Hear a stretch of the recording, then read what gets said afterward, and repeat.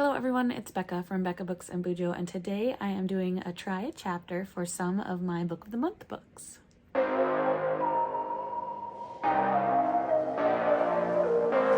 So I am participating in Catch-Up-A-Thon, which is a readathon hosted by Krista from Books and Jams and Amy from Amy's Bookish Life.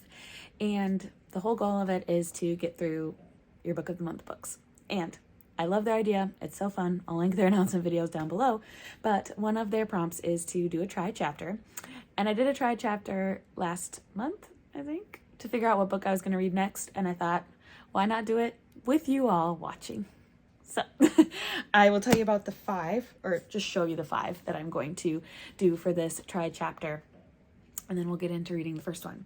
So yes, I chose 5 books to do this with. The first is Colson Whitehead's Harlem Shuffle. This is for my ketchup prompt because I want ketchup on my burger. Then I have Kaikeyi by Vaishnavi Patel. I love this cover. So beautiful. This would be for my cheese prompt because it is big. It's more than 475 pages. Their prompt is more than 500 pages, but we're stretching it a little bit with this one. Then for Mayo with white on the cover, I've got Tomorrow and Tomorrow and Tomorrow by Gabrielle Zevin. For, I don't even know what prompt this is for. No clue. Oh, somebody influenced me. Is that for a pickle? Maybe? I chose The Paris Apartment by Lucy Foley. I'm interested, plus it maybe would give me some spooky vibes for October. And then lastly, for my bun, I need my bun, right? I've already got my burger for the month so far. I have, or the patty, the burger patty. I read Pretty Little Wife by Darby Kane. And that was for my plain old beef burger, my oldest book of the month. That was the prompt for that. But I need my bun, right? And so for a wheat bun, it was a BIPOC author, or just a Black author actually. And so I chose Don't Cry For Me by Daniel Black. So I think I'll just go in that order that I shared them. So let's start reading Harlem Shuffle by Colson Whitehead. This first chapter is, oh, and there goes my fire. I was gonna have the fire ready so that we can, have some ambiance while I read. But the first chapter, oh, interesting, is, oh no, oh no, oh no, oh no. Okay, 16 pages. We can do that. Seems a little long, but we'll make it work. Here we go.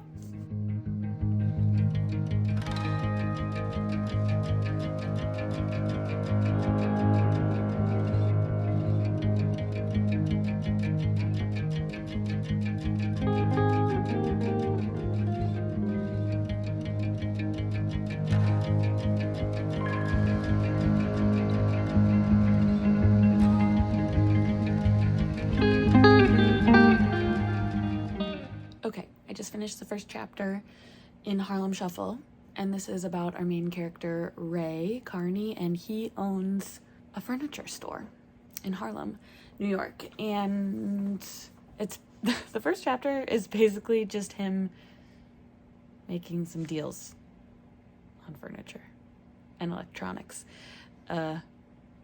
He sells some TVs, he buys a couch, he sells a couch. That's it. But I feel like there is a little bit of intrigue at the end here. It says, because he made a not so great deal for him, but helped out a young couple who were about to have their first baby. And he said, I may be broke, but I ain't crooked. And I did look at the inside of the front cover, and it says, Ray Carney was only slightly bent when it came to being crooked. And I know that there's going to be some sort of heists in here, ripoffs. So maybe some foreshadowing as to what will come with this and how he will make some money as he is broke. Not the most excited about this one. So that's too bad. I actually am on sprints right now with Krista and Amy, and Krista said that she unhauled this one, and I can understand why she did that. It's just a slog, and it really focuses on the types of radios and types of TVs that he's selling, and Also a lot about the street numbers, I noticed for some reason. And I don't know Harlem, so I don't know the area that Colston Whitehead is talking about. So I don't know. Maybe going to the bottom of my stack as to which ones I should read next. But next, I am jumping to Kaikeyi, this huge book, but the first chapter is 13 pages, so that shouldn't be too bad. So I will catch up with you after I get this first chapter read.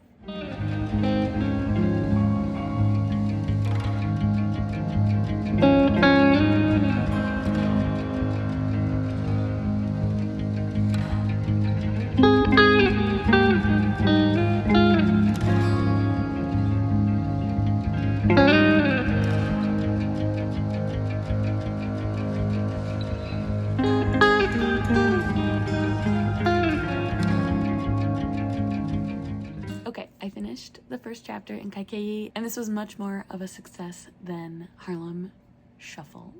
Is that what it's called? Yeah. So this one is about our main character, Kaikeyi, and she is informed in the first chapter that her mother, who is the queen of their land in Barat, I think that's where it is, anyway, has left. And so Kaikeyi will start being trained and to take on more of the role of queen. And I was like, oh, okay, that's cool. And then I found out she's only 12 years old and her mother is gone. And then her and her twin brother, she's actually the oldest of 6 boys. She's the only girl. And it seems like this is a woman-dominated hierarchy, a queendom instead of a kingdom. But anyway, her mother leaves and they thought that it was of her own accord, that she would never come back. But her twin brother and Kaikeyi overheard a conversation that her mother was banished for something terrible that she did. We don't know what. Her son and daughter are just heartbroken. They don't know what's going on. They don't know why their mother has left. And now they have to take on this greater role of taking on lots of responsibility in their land. So that's a bit crazy, but it's a good start to a book, I think. I assume we're going to watch Kaikeyi grow into this role, become an older woman. It sounds like she will have an arranged marriage, and so there will be lots to unpack in this huge chunker of a book. I'm excited about this one. I really like the Buddhist religion. I studied a little bit of Buddhism in college, and so I feel like I can understand what's going on in this. So this is definitely higher in the ranking of which book I will read next than Harlem Shuffle. Higher than Harlem Shuffle.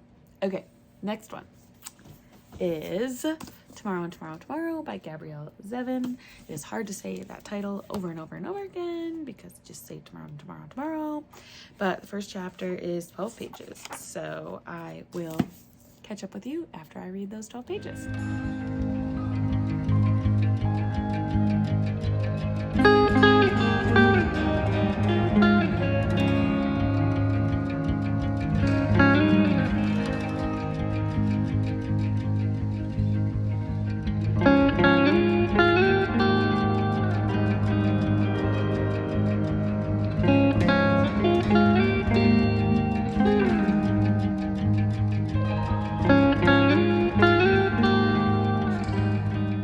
Another chapter complete.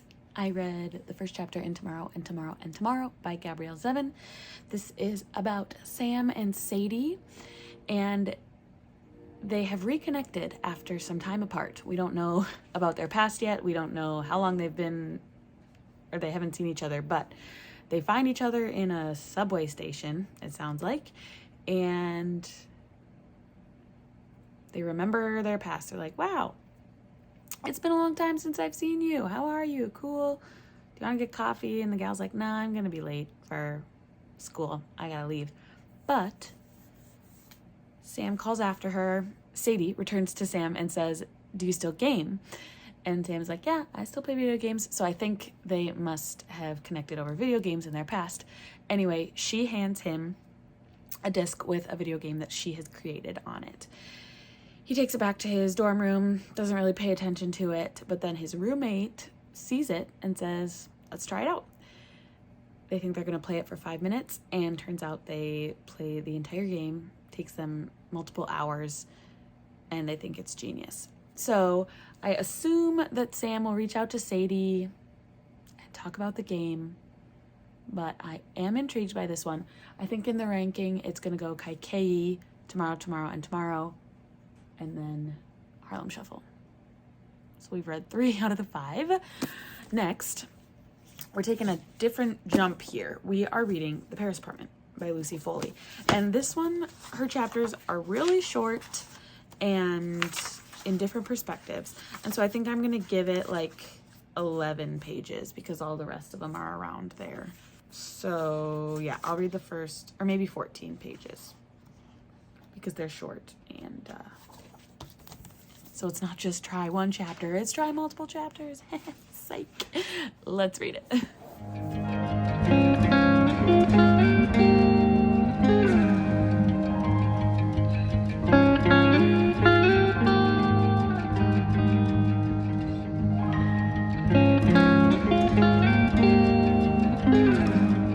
Okay, just like any suspense, this has got my heart racing already because every chapter ends in a cliffhanger that you think something is going on, but then it resolves in the next one. Anyway, this is about a brother-sister duo, Ben and Jess. Ben lives in an apartment in Paris, and Jess is escaping from a terrible job in London and has decided to stay with Ben for a bit. She is at Ben's apartment trying to get in, but something has happened to Ben. And in the prologue, we hear that something has happened to Ben. We don't know exactly what. We don't know who shows up at his apartment, but he's like, "Oh, what are you doing here?" Anyway, it's creepy. It is making me want to read more of it, definitely. So this might be jumping to the top just because a suspense, gets you. Other Lucy Foleys have not been right for me. The Guest List was fine. Hunting Party was bad. But this one, because it's in Paris, might be okay for me. So that one is jumping to the top of my stack. And we've got one more book to try. We have Don't Cry for Me by Daniel Black. This one is written in letters. So again, I think I might give this one like 2 letters, if that makes sense. 2 chapters. They're very short, like 4 pages each. So but then there's also an author's note at the beginning that I'm going to try. So it says it's 22 pages that I'm going to read, but it's really not with the way it's written. So anyway, I'll check back with you after I read this little bit in Don't Cry for Me.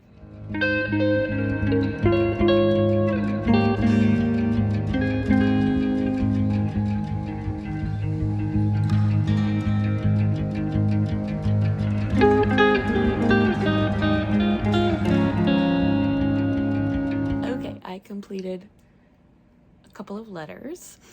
This is about a father who is writing letters to his son as he realizes he is dying from cancer. And he is explaining to his son why he did not accept him, I believe. And from the synopsis, I know that it's letters from his father to his son about him not accepting him as a gay man. So far, in the first couple of letters, we are getting backstory as to how the father was raised. I think his name is Isaac. I think both the father and son are Isaac. Anyway, Father Isaac is writing to his son, Isaac, about his background and how slavery is still impacting his life, even though he was born in the 1940s. So that's where we're at with Don't Cry for Me. Let me tell you the order that I'm going to pick these up in. At the bottom, we have Harlem Shuffle by Colson Whitehead. A little disappointed by that. Then we'll stick Tomorrow by Gabrielle Zevin. Then we'll put Kaikeyi in by Vaishnavi Patel. Then Don't Cry for Me. I would maybe pick this one before Paris Apartment, but I'm putting Paris Apartment at the top because I need something fast. I am feeling a little bit slumpish, not wanting to read as much. So I'm going to stick in the Paris Apartment because I want to read. And that one is making me want to read. So this is the order I'm going to pick these up in. First being The Paris Apartment, a suspense, spooky thriller for October. Perfect. I'm so happy that I got a chapter into each of these book of the months. I'm feeling very confident about 4 of the 5. I'm still not so sure about Harlem Shuffle. I don't know if I want to read it. Anyway, thank you so much for watching. If you enjoyed this video, please give it a like on your way out. Consider subscribing to my channel if you want to see more content from me. Comment down below if you have read any of these and what your thoughts are. And I will see you in the next one. Bye.